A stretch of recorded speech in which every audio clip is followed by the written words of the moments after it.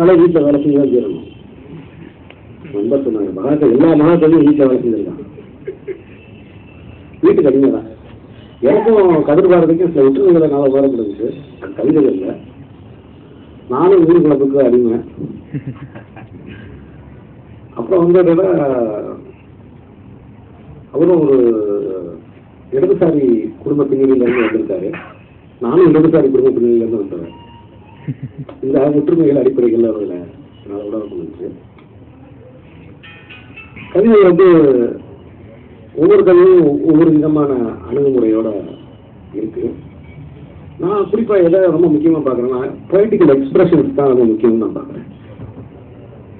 அது கவிதையாகாம கூட போயிடலாம், ஆனால் அந்த எக்ஸ்பிரஷன்ஸுக்கான அது ரொம்ப பயிற்சி மூலமாக அந்த எக்ஸ்பிரஷன்ஸ் வருது.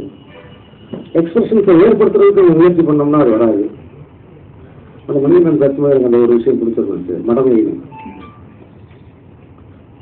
அந்த மடமைன்ற ஒரு விஷயம், மேன்னஸ், பொலிட்டிக்கல் மேன்னஸ் சொன்னாங்க. அது ரொம்ப முக்கியம். அது உண்மையும் கூட. ரொம்ப கிளவராக இருந்துட்டோம்னா கவிதை பற்றி போயிடும். அப்போ கவிதைனாலே வந்து ஒரு ஒரு வகையில் வந்து உணர்ச்சியை சுருக்கம் தானே. உணர்ச்சியை வந்து உணர்ச்சியை சுருக்கம்னு சொல்கிறத விட வந்து சரியான வார்த்தை நான் உபயோகிக்கல.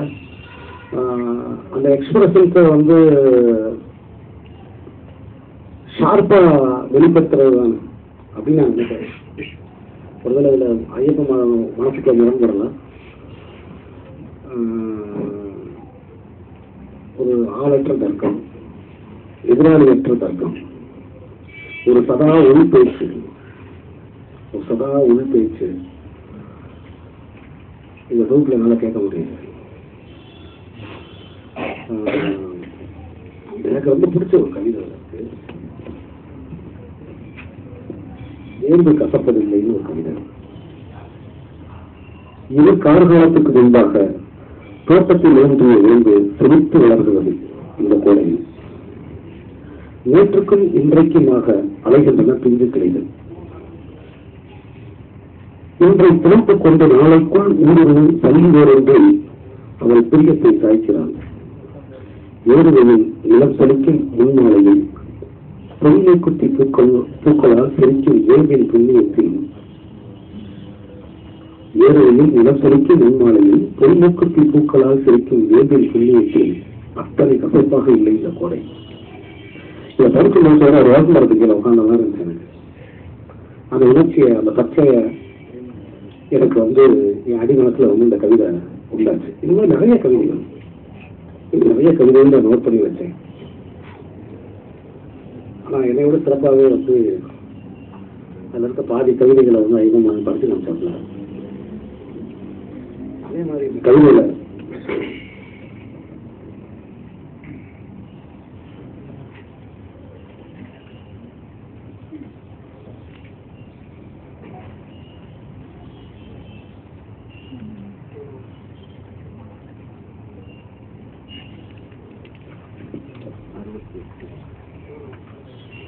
அதே மாதிரி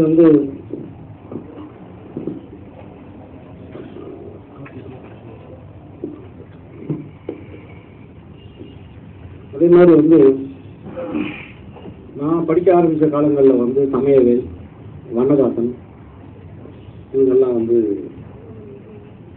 அப்போ எனக்கு வந்து அவங்கெல்லாம் ஆதர்ஷ நாயகர்களாக இருந்தாங்க. அந்த காலகட்டத்தில் பென்சில் தீவு கொண்டிருந்தேன், முறம் என்று எங்கோ நாங்கள் சரிய அப்படின்னு வண்ணதாசன் எழுதுன அந்த கவிதைகள். அதே மாதிரி சமயம் தொடர்ந்து தீவிரமாக ரொம்ப வருஷமா நான் கவிதை படிச்சுக்கிட்டே இருக்கேன். அதே மாதிரி சமயங்களோட கவிதைகள். ஒரு டயத்தில் கூட நான் ஐயப்பமாவதோட வந்து கல்யாணம் போட்டிருக்கேன். எனக்கு புரியல அப்படின்னு கத்தியிருக்கேன். என்கிட்ட ஏன் போட்டு ஒன்று இம்சை பண்ணுறேன், நீங்கள் கொஞ்சம் புரியவரமா எழுதக்கூடாதா நீங்கள் அப்படின்னா நான் கேட்டிருக்கேன். இல்லை அது நீ என்ன புரியணும்னா இன்னும் நிறைய படிக்கணும்ட்டான் ஒருத்தவன் அப்படின்னு. இதில் பைபிளுக்கும் கதிர்பாரதிக்கும் ஏதோ தொடர்பு இருக்கு. விண்ணியத்துக்கும் கதிர்பாரத்துக்கும் முரண்பாடா உடன்பாடா அல்லது காதலா இணக்கமா என்னன்னு தெரியல எனக்கு. ஒருவேளை என்ன தெரியல அது, பட் அது கவிதைகள்ல இருக்கு. என் தேவனே என் தேவனேன்னு ஒரு கவிதையில திசைகளை பதற்றத்துக்குள்ளாக்கி மாநகர சாலையில் விரையும் ஞாயிற்றுக்கிழமை கசப்பு கிடைக்காதனில் இரு சக்கர வாகனத்தில் குறுக்கு வாட்டாக கிடந்து கதறுகிற மரியை பார்த்தவர் நீங்கள் என்ன செய்வீர்கள்? என் பிதாவே ஏன் என்னை கைவிட்டீர் என கல்வாரி மலையில் அரற்றிய என் தேவனே என்று கைத்தொழுவேன் நான். சமாதமான கவிதை அது. நம்ம ஞாயிற்றுக்கிழமை இனிமே அதுவும் வந்தாலே கறிக்க வந்ததுனாலே எனக்கு இந்த தேவனே கவிதை ஞாபகத்துக்கு வரும்னு நினைக்கிறேன். அது மாதிரி நிறைய நல்ல முயற்சிகள் இருக்கு. அப்புறம் ஒரு கவிதை தலைப்பிலே ஒரு கம்பீரம் இருக்கு. அது ரொம்ப முக்கியம் நான் நினைக்கிறேன். சுப்பிரமணிய பாரதியார் நான் டக்குனு சுப்பிரமணிய பாரதியார் எழுப்புறேன்னு நீங்க நினைக்காதீங்க. அது ஒரு இடத்தோட ஊற்று தான். அந்த ஊற்றின் துவக்கம் இல்லைன்னா நம்ம யாரும் வர முடியாது.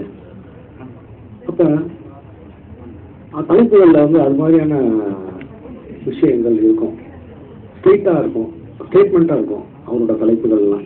இப்படி ஒவ்வொரு கவிஞர்களும் என்ன தலைப்பு வைக்கிறாங்கன்னு நான் ரொம்ப கூர்ந்து பார்த்தேன். அவர் பார்க்கும்போது இவருக்கு அது மட்டும் ரொம்ப சிறப்பா வருது, ரொம்ப சிறப்பாகவே இருக்கு. ஆனா கவிதைக்கு தலைப்புகள் தேவையில்லை அப்படிங்கிறது ஒரு சாராரோட கருத்தாவும் இருக்கு. ஆனா தலைப்பு வச்சா இன்னும் நல்லாவே இருக்கு. அதுல எனக்கு ஒரு தலைப்பு ரொம்ப எனக்கு பிடிச்சிச்சு. நெடுஞ்சாலை மிருகம்ன்ற தலைப்பு. இந்த நெடுஞ்சாலை மிருகம் அதே மாதிரி இன்னொன்று காமிச்சேன் நான். வேம்பு கசப்பதில்லை இது. அப்புறம் கனவுகளின் விற்பனை பிரதிநிதி அப்படிங்கிற தலைப்பு. இந்த மாதிரி தலைப்புகள்லயே ரொம்ப அழகா இருக்கு. இன்னொரு தலைப்பு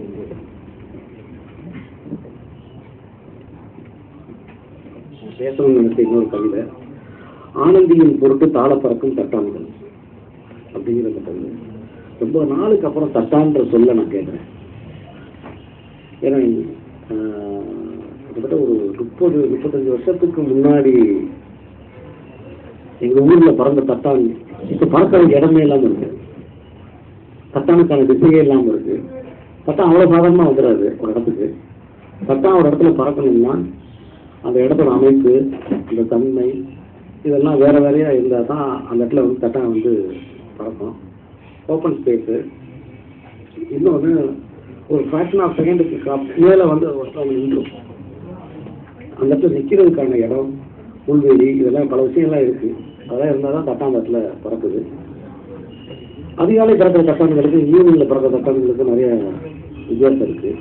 அதிகாலையில் போனால் குட்டிகளாக பறக்கும், ஈவினிங் டைம்ல பார்த்தா பெரிய பெரிய தட்டானா பறக்கும், மூக்களை சிறந்த தட்டான்கள் பறக்கும்.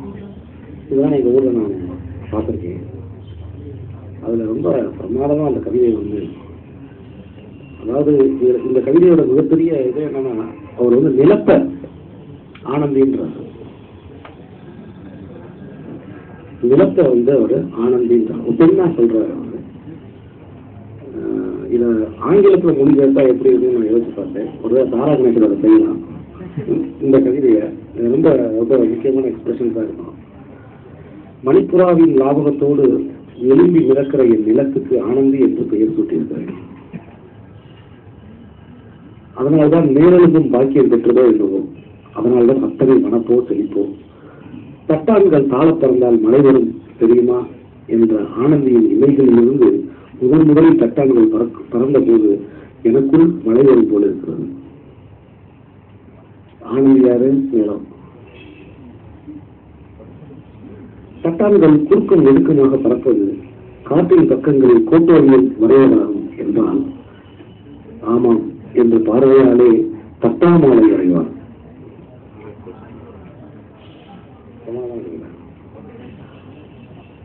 பறக்கும் தட்டான்களுக்கு சங்கடம் தராமல் மிதக்கிறது நிலம். இந்த இடத்துல நான் ரொம்ப வியப்போட கதிர்பார்வையை நான் பார்த்தேன். இப்ப சினிமாவில் ஒரு விஷயம் உண்டு, view and point of view. View and point of view, இது ரெண்டு தான் சினிமாவே. அப்ப வியூ பாயிண்ட் ஆஃப் வியூ போது டக்குன்னு இங்க வந்து ஆனந்தியோட பாயிண்ட் ஆஃப் வியூக்கு தட்டான் போயிருக்கு, தட்டானோட பாயிண்ட் ஆஃப் வியூல ஆனந்தி வந்துட்டான், அதாவது நிலம் வந்துருச்சு. அதுதான் அந்த அந்த இடத்துல வந்து அவர் சொல்றாரு, பறக்கும் தட்டான்களுக்கு சங்கடம் தராமல் இழக்கிறது நிலம்ன்றாரு. இந்த தட்டானோட பார்வையில பார்த்தீங்கன்னா நிலம் இறக்குதுன்றாரு. என்ன அழகான கற்பனை அது. ஆனந்தி பெயரை சொல்லி விதைப்பதும் அறுப்பதும் மகசூலை அதிகரிக்க செய்யும் முறையாகி உள்ளது. அந்த நிலத்துக்கு நடுவே நெற்றிருக்கும் வெள்ளியின் வாயிலிருந்து வைக்கோல்கள் பிடுங்க தலைவங்கி கொண்டிருக்கிறது இப்போது.